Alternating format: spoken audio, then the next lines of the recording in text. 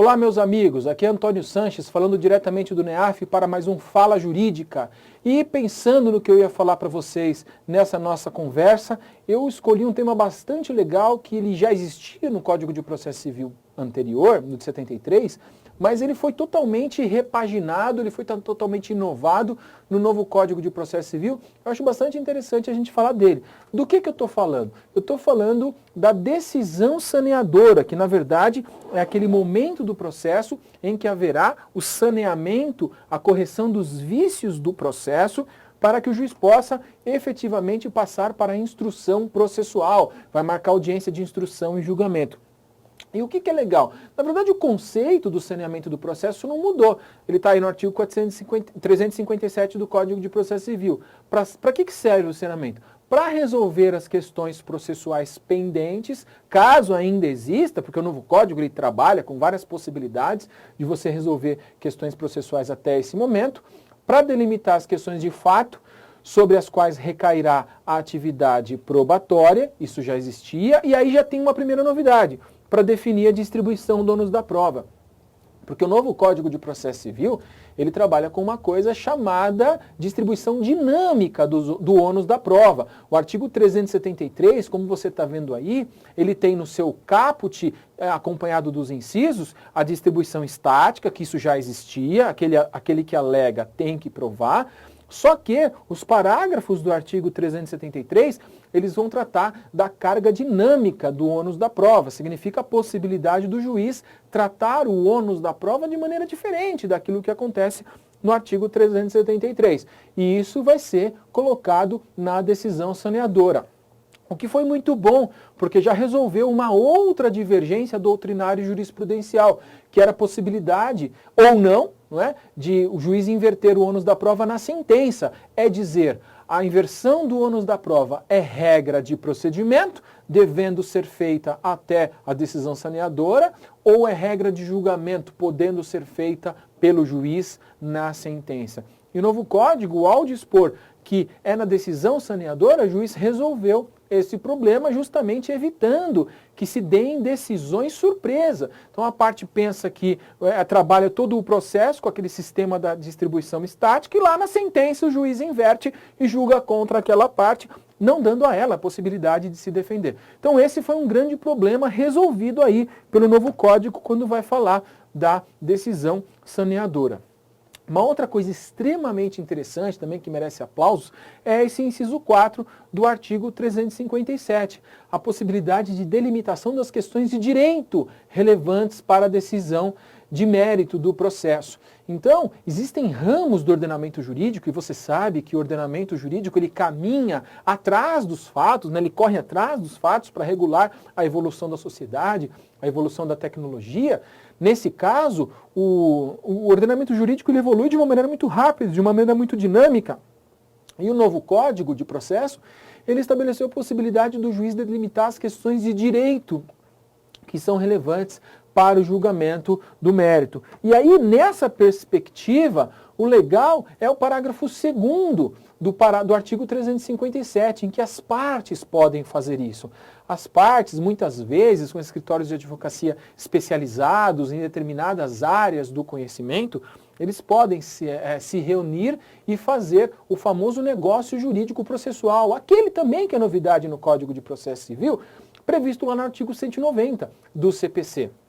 Então, esse negócio jurídico processual feito pelas partes, ele levará ao juízo a delimitação consensual das questões de fato e de direito, como expressamente autoriza aí o parágrafo 2º do artigo 357. Então é uma outra circunstância que merece todo o aplauso dos operadores do direito, que facilitou muito a vida não só dos operadores do direito, dos advogados que militam no foro, mas também do próprio juiz, quando se vê diante daquela circunstância de uma questão de direito extremamente especializada E isso conduz o juiz a proferir uma decisão que atenda mais à necessidade das partes, que atenda mais ao interesse da boa prestação jurisdicional. Um outro exemplo é o amicus curiae, previsto lá nos artigos 138 e 139 do Código de Processo Civil, que tem a mesma função, auxiliar o juízo a proferir uma decisão bastante interessante, bastante adequada aos reclamos da sociedade. E aí uma outra questão legal também, uma outra questão bastante interessante, é a possibilidade de uma audiência para justamente a realização, pelo princípio da cooperação, a cooperação das partes e com o juiz para a prolação de uma boa decisão saneadora, que é uma outra novidade da decisão saneadora prevista lá, como você está vendo aí, no artigo 357, parágrafo 3º. Se a causa apresentar complexidade, deverá o juiz designar audiência para o saneamento para que ele seja feito em cooperação. A oportunidade em que o juiz convidará as partes para integrar ou esclarecer suas alegações. Então, esse princípio da cooperação, ele vai permitir justamente que todos, em conjunto, profiram uma decisão saneadora extremamente adequada, extremamente particularizada, de acordo com a necessidade daquela demanda. E isso, o Código de Processo Civil também merece aplausos, porque ele trouxe para a atuação do juiz justamente a expertise desses advogados que trabalham nas áreas extremamente especializadas, facilitando, inclusive, a vida do juiz e facilitando, por via de consequência, a vida dos advogados também, porque eles vão obter uma decisão extremamente especializada, tão especializada quanto o exercício da advocacia por parte desses escritórios.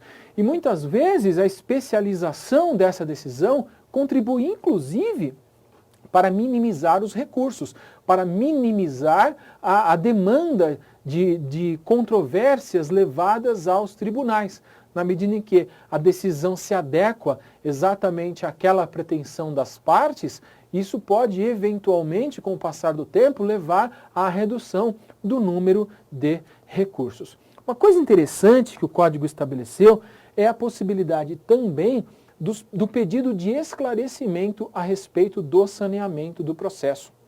O parágrafo 1º do artigo 357 estabelece isso.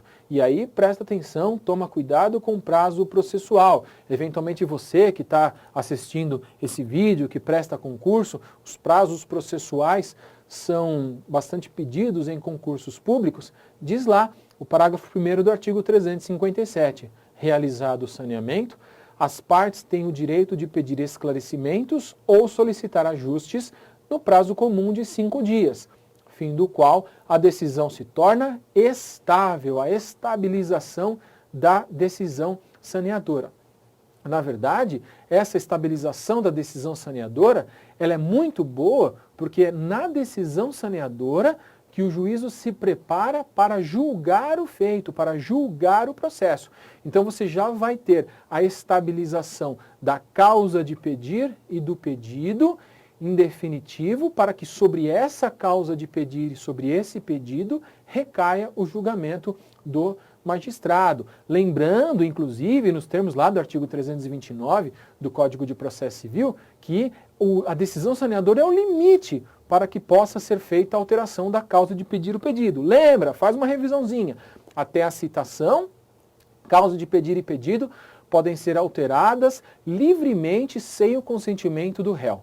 Depois da citação e antes da decisão saneadora, causa de pedir e pedido podem ser alteradas com a concordância do réu e, nesse caso, o réu terá 15 dias para contra-argumentar aquela alteração da causa de pedir e do pedido.